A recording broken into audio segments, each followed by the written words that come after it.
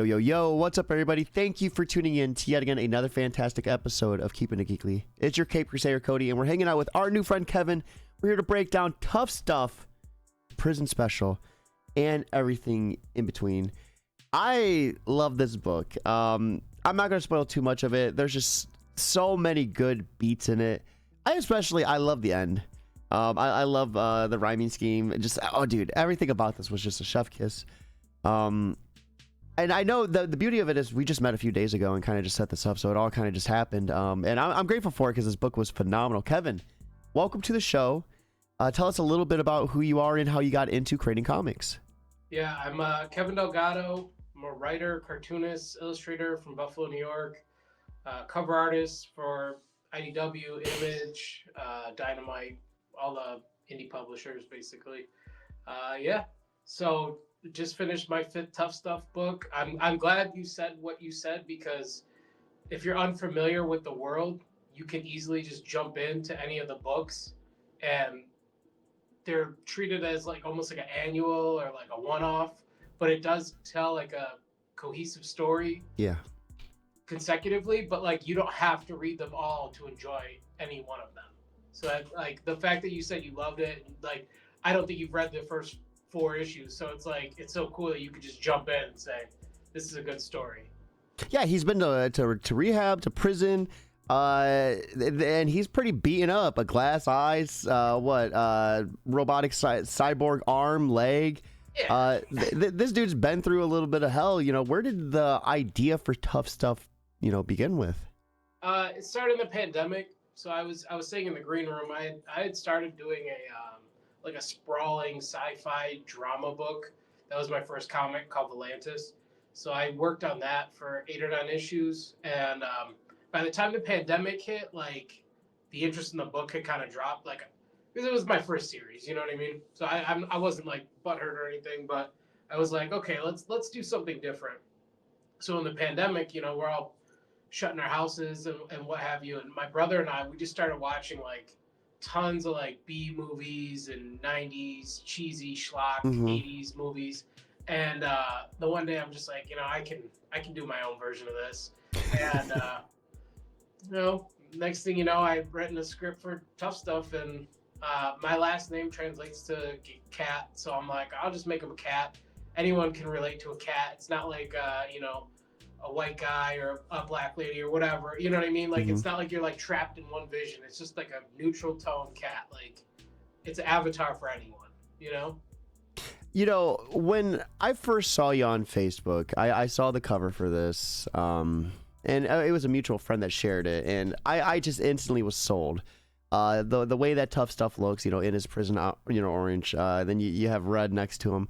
I just thought it was so visually striking. There's a mention of the 80s, B films. What was it? Far Cry Blood Dragon. It was like kind of like where the dude had the robotic arm and he did like guitar solos in between reloads and stuff, and it was such an awesome vibe. And where did what movies would you say you drew from? Like what was kind of some of those inspirations that kind of like created this character for you? The 2 biggest for Tuff Stuff is Samurai Cop and Miami Connection. Those are like the 2 best. Like, they have nothing to do with it, but like it was like that's like when I think of this as like a movie, that's kind of what I see playing. That and like Dick Tracy, like the Warren Beatty Dick Tracy movie. And this dude kind of has it rough, right? I don't want to spoil too much, but there's someone from his past that he bumps into, and it's like I don't know much of the story. You do there's a phenomenal job of scripting and designing this book in a way that I'm sure fits the story as a whole, but it's a standalone. Like we were talking before, like you could just dive into it and really, dive into it good. And I just love kind of like the hell you put this guy through, right? His first introduction to prison, how he's just treated. The biggest thing I really, really appreciated was it was Red doing the narration. So I was thinking it was Tuff Stuff doing it in the beginning, but it was Red doing like the narration, and I thought that was such an awesome way to start. Yeah, in my mind it was Morgan Freeman. Like how he narrates the Shawshank Redemption. It's kind of the same thing. I mean, because it's cool to see the outsider's perspective on the main character and having them kind of tell the story. It's a powerful dynamic, and a lot of credit in the writing has to go to Jonathan Hedrick. I've always written my own stories, and even with this one, like I plotted it, I had a lot of ideas, but I had always wanted to work with him. So it was a good opportunity for me to work with a writer and kind of focus more on doing the artwork and the storytelling, whereas I had a stronger, sense of story structure coming from Jonathan. Is it the first time you worked with a writer? No, with Volantis, I did have some writers, but they weren't like at a professional level where Jonathan is, because he's been, published multiple times, and he's got an extensive library, and he's always working.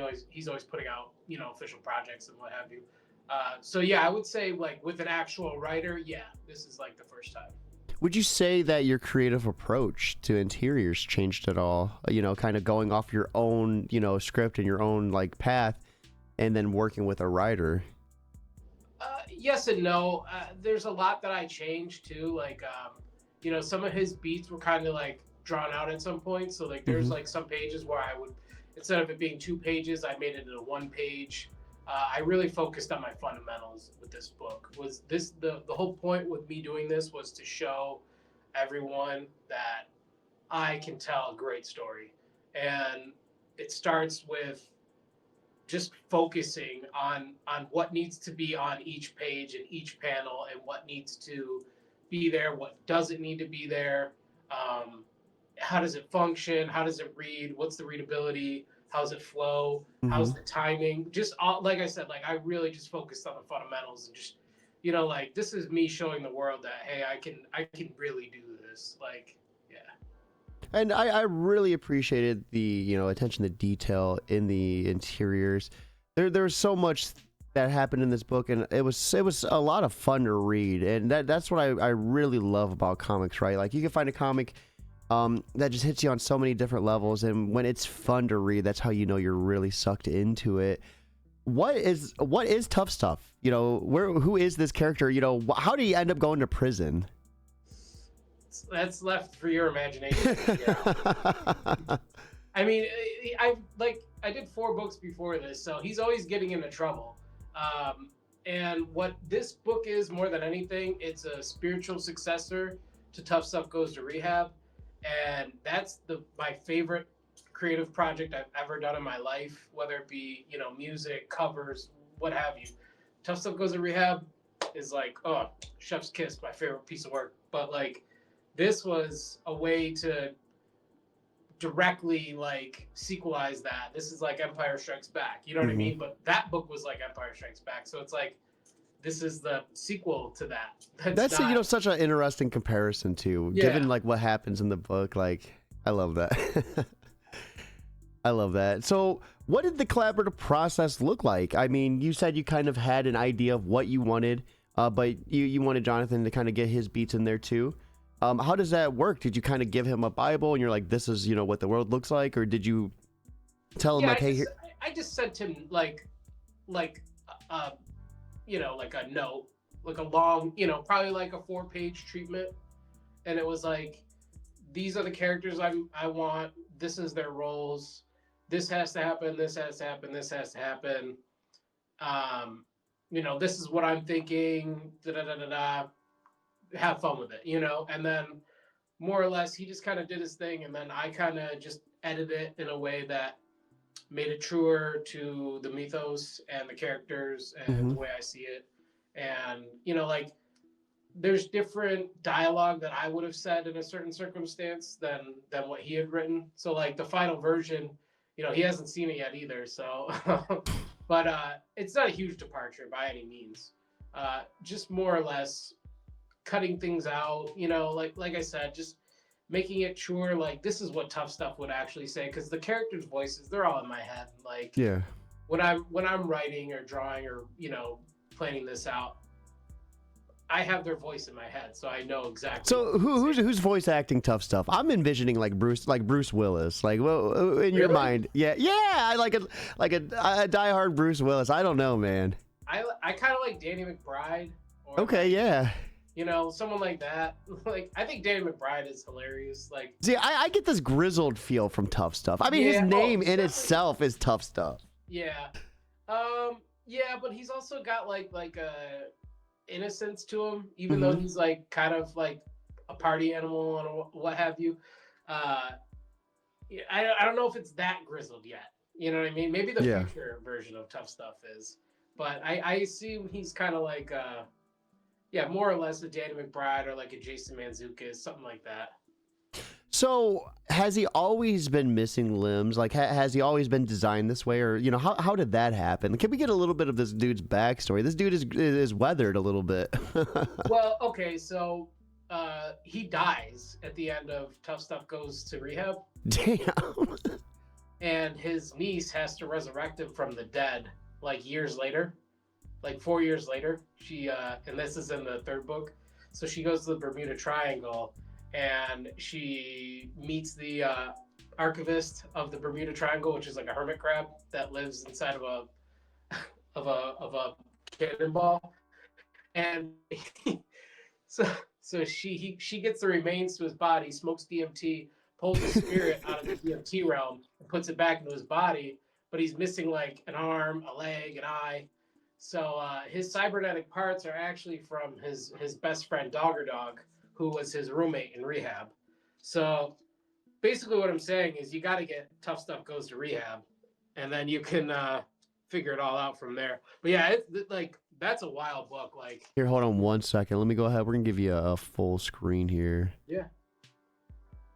So you could see Dogger Dog is actually he's a dog at first, but then his flesh melts off, revealing that he's a skeleton. He's a robot.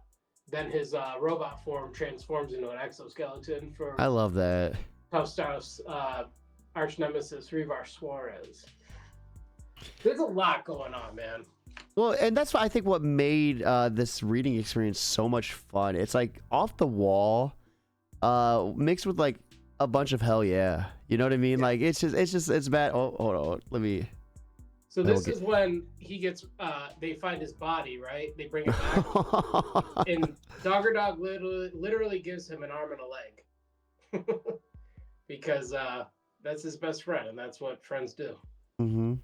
Also, I like the turn of the phrase, like, what do you want, an arm and a leg, and an eyeball. So, I mean, we have some decent amount of books and work for this series. How long do you envision this series going on for?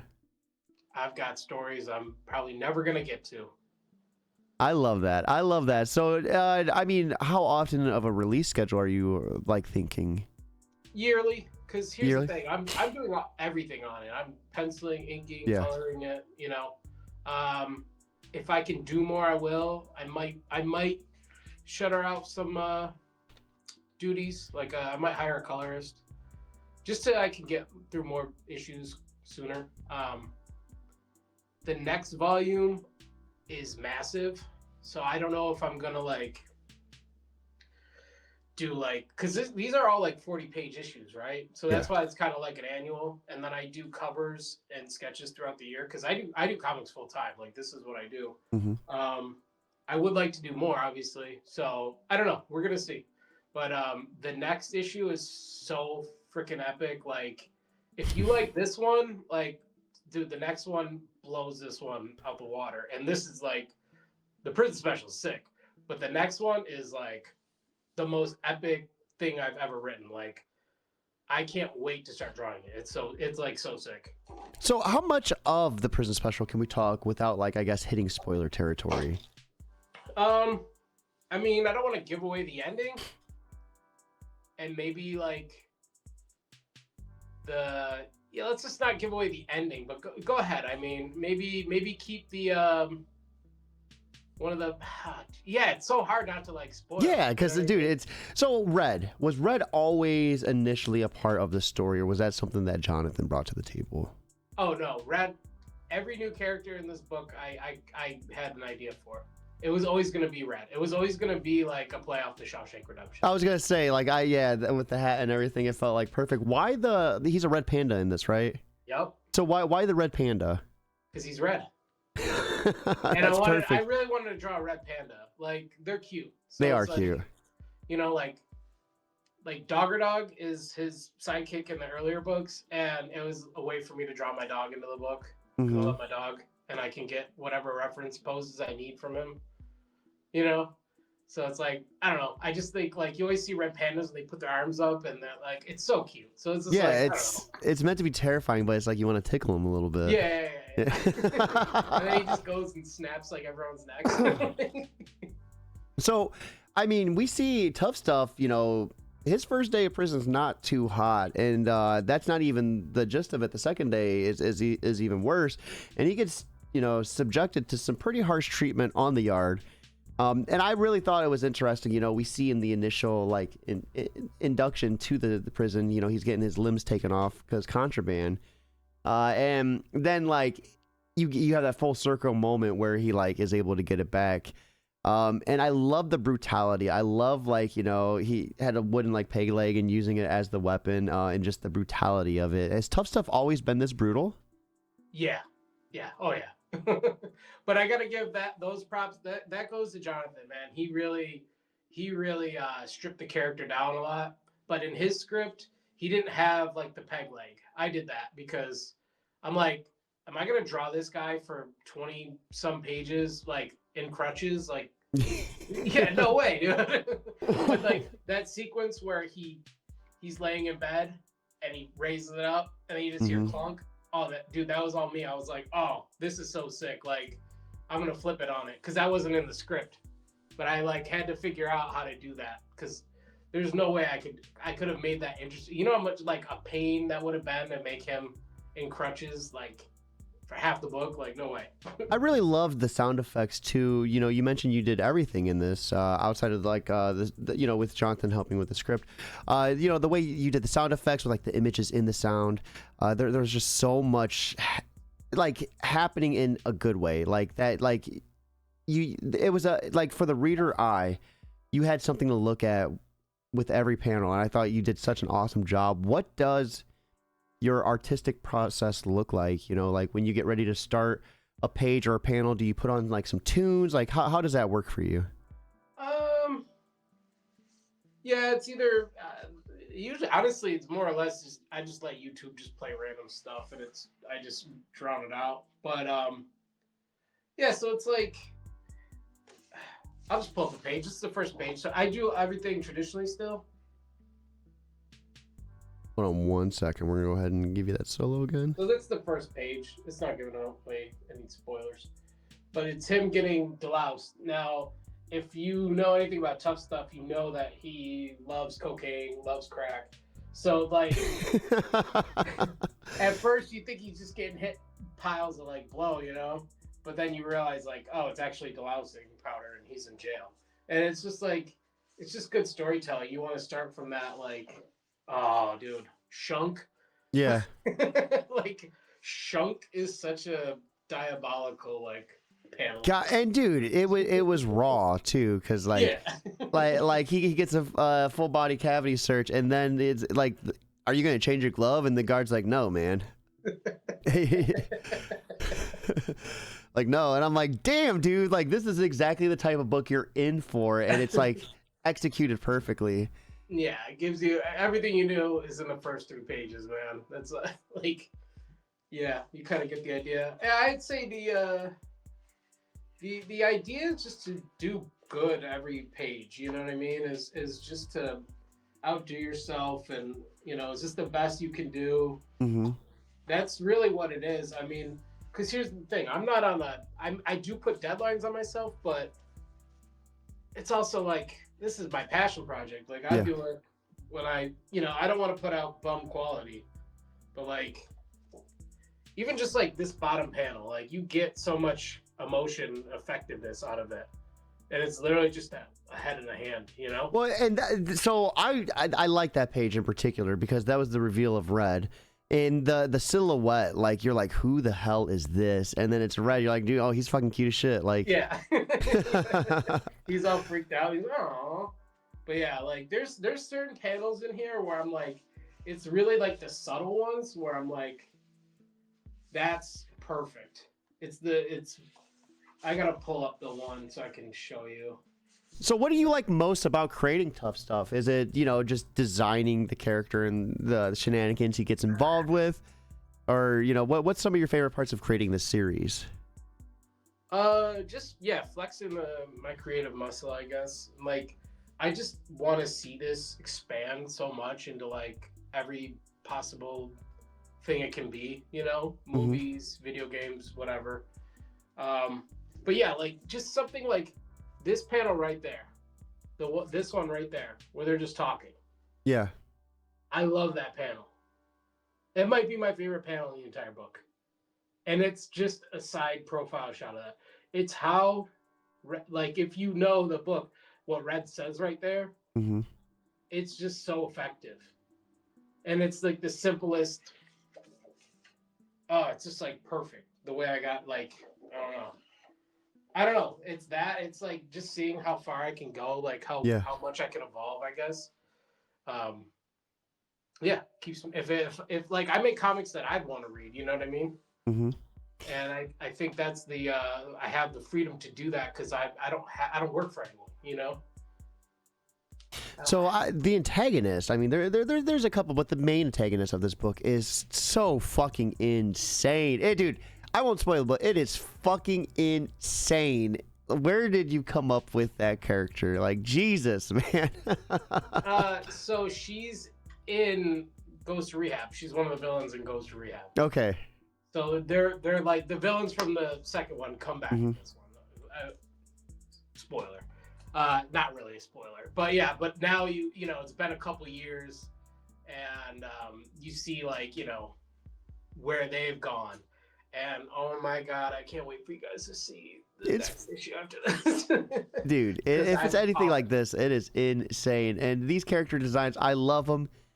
What goes into your head when you're creating new characters? Do you like to kind of do it with a blank slate? Do you like to kind of look at any reference material to get an idea of what you want to come up with? Like, how does that work? They're here somewhere.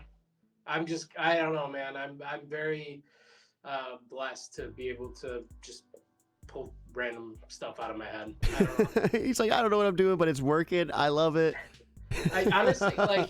Let me tell you, dude. When I write at like 3 a.m. Everything like I wake up in the middle of the night, everything's just there, Hmm. and I write down. Basically, I write beat by beat by beat, and each beat, then I break down to like a page, and then I break down the panels, break down the dialogue, blah blah blah blah blah. But that's how I like. It's all there. Yeah. It's all there, and then I just structure it basically. It seems like a cheat code to be the artist and writer and creator, right? I mean, the all-in-one, to be able to write any story you want to and then draw the vision in your head. Do you ever find any trouble with that in the same regard? Like maybe trying to overdo it or maybe never feeling satisfied with what you're doing? No, it's more like just like a usage of my time thing because Yeah.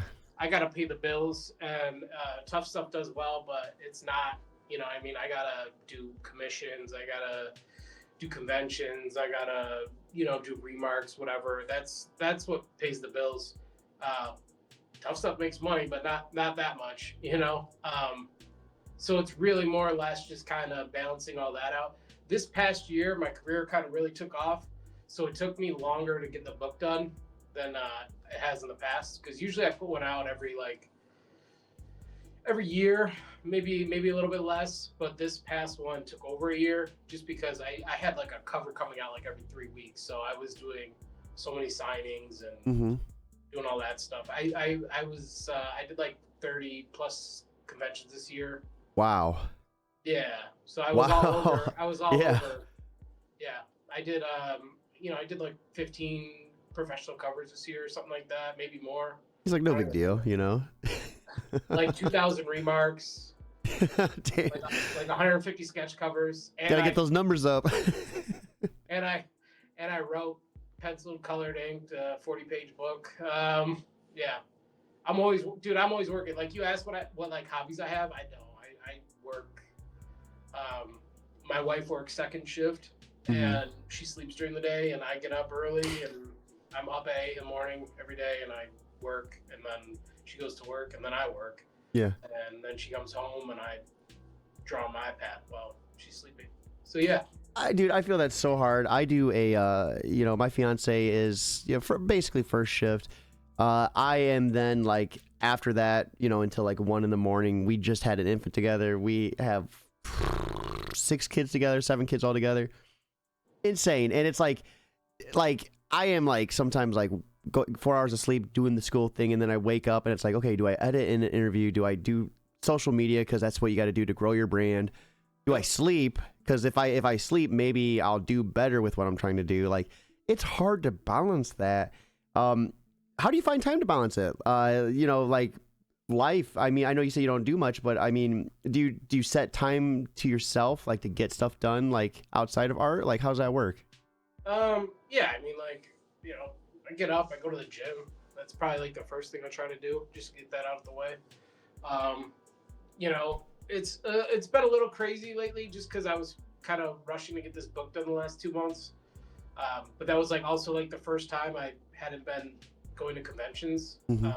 Because like middle of November was kind of the end of my convention schedule. So like the month after that I was just like, all right, finish Tough Stuff, catch up commissions. As far as that goes, I like to do my like thinking and penciling when I'm fresh and I'm awake.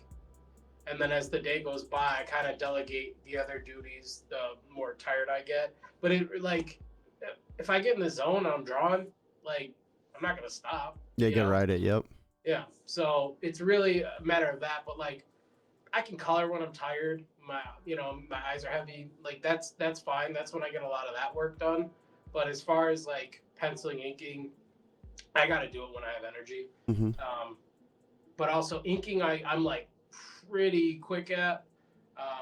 Penciling, I'm pretty quick at. So it's like I do it so much that little things don't halt me up as much. It's more or less like the finishing up of them, and like I don't know. It's weird, but I can get like a page done in a day like easily. Which is really impressive. I mean, it's your workloads. When you were explaining it sounded pretty. I mean, maybe to the average person, they don't know what that means.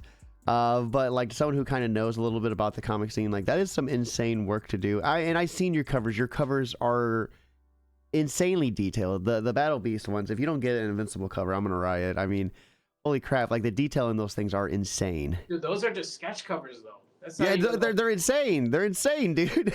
Yeah. Did you see the Pennywise I just did? Yes. Dude, that was sick. Dude, crazy. And I mean, just the workload that goes into everything. It is phenomenal work. I am honored to have you on the stream. I always love getting new guests on and kind of exploring their work and their history.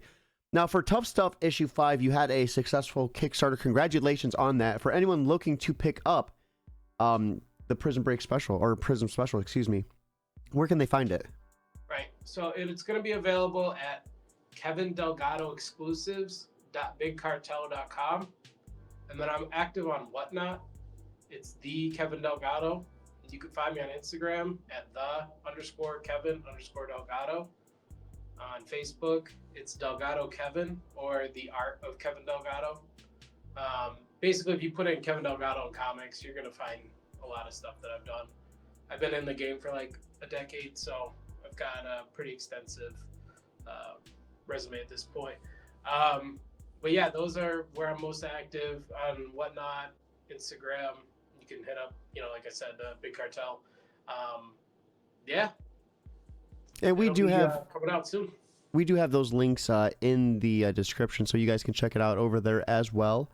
So what is next? Is there an issue 6 you said in the pipeline? Like, is there anything you can give us what to expect, or? Epic. It's so epic. It's actually, so it's 2 stories in one, and I'll tell you what it is because we dropped the title at the end of the book. So at the end of every Tough Stuff, we drop the next one. So it's called Tough Stuff, A Day of Death, and the Ballad of Dogger Dog.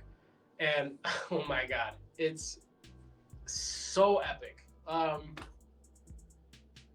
The stakes always kind of like raise in every issue. So like the first one, he's battling, for, beachfront property. Then the second one, he's fighting for his city. You know. Then the third one, he's trying to stop the Y2K bug. You know, global takeover. Fourth, then he goes to prison. So that one we kind of scaled back down. But this one, it's back on an epic scale.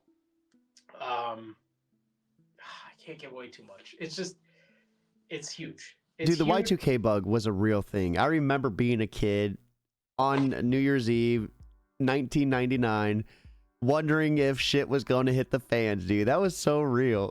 Oh yeah. And I did that story before the Y2K movie came out. There's so much stuff I've done that like Hollywood puts in stuff after the fact. Like, I hate to say this, but you ever see the Barbie movie? Mm-hmm. You know, he's like, I'm Kenuff. Mm-hmm. So Tuff Stuff's niece, his name is Enough Stuff, right? So the end of the book, he says, "You are enough." She is enough, like her name is enough, but like he's saying you are enough. And then that came out in the Barbie movie a year later. I was like, so I can't keep anything. But anyways, yeah. Hey, they say what? Imitation's the sincerest form of flattery? Something like that? Just make a Tuff Stuff movie. Yeah, just make a Tuff Stuff movie. Sign them on. Oh. So I love it. We have come to my favorite part of the episode where I get to ask you for a piece of advice and what you're up to outside of creating, which we already talked a little bit about that. It sounds like you don't do a whole lot, but maybe we can get a little bit of what you're reading or something. So for the aspiring artist creator out there, someone who is doing most of the footwork, the lettering, the art, the coloring, the writing, what would be your biggest piece of advice? Because there is a lot to juggle, a lot of moving parts. So, as someone who has a lot of work in the game, what would be your biggest piece of advice to them to help them on their journey? Yeah. I was given this advice and I didn't listen. It took me 8 issues to get to this. Self-contained stories. Because you don't know when you're going to take that sprawling saga that you want to write, that you plan on doing 72 issues of. Ain't going to happen. But you could do one, and you can follow that up with another one, and that's easier to manage, and you can kind of grow a brand that way. So that would be my advice, is to kind of do one thing at a time and just finish a story. Yeah, because it's pretty easy to get lost in the sauce. You come up with something too big, too ambitious, and you get stuck at a standstill. Like, where do I go? Chip away at it in small increments and kind of let it build up that way. Yeah, awesome advice. I love that. And I know you said you're a busy man, but is there anything maybe that you're reading, movies, TV shows that you're watching, like anything outside of creating, or is it kind of just work for you? It's work. But I did love Welcome to Derry. That was good. I need to check that out. Okay, yeah. Yeah, it was fire. What else was I watching? The Chair Company. I love Tim Robinson. Mm-hmm. I like comedy, man. I like comedy and horror. Like, those are my 2 favorite genres. Yeah. Other than that, I might as well say I got a new Shredder cover coming out. Ooh. For MegaCon exclusive, so that's cool. Yeah, I'm always just working, man. I got a new Tuff Stuff thing. Not a project, but a thing that I'm going to announce in the next 2 or 3 weeks. So it's huge. It's a big step in advancing this character into realms outside of comics. So yeah, I'm really excited. And it's something I designed. I didn't build it, but I designed it. So that's also another really cool thing. That's it's like I get to see that. And so do you guys. And yeah, I'm really pumped about that. And I hope it's the first of many. Keep saying and I shouldn't. But keep your eyes out, because there is more Tuff Stuff on the way. And I believe in it. The thing, I listened to a TED Talk about cutting it out. It makes you sound more professional. All of this. I like feeling real during these. I feel like keeping it as raw as possible is best. It's the most easiest listen, because when I listen to stuff, I always love listening to this type of stuff, you know, where it's just two dudes chopping it up, having a good time. I just did the there. I didn't even mean to do it. We're not media trained, you know. We, like you said, we're just Yeah, two dudes. we're just two dudes chopping up. Yeah, and I read them. So guys, I do too. This has been an awesome chat. You can check out the information for Tuff Stuff in the description. Be sure to support Kevin on all those social media platforms and his website. Be sure to get those pre-orders in while you can. All that being said, it's time for us to wrap up. I hope you all have a lovely, lovely Monday, but most importantly, keep it geekly.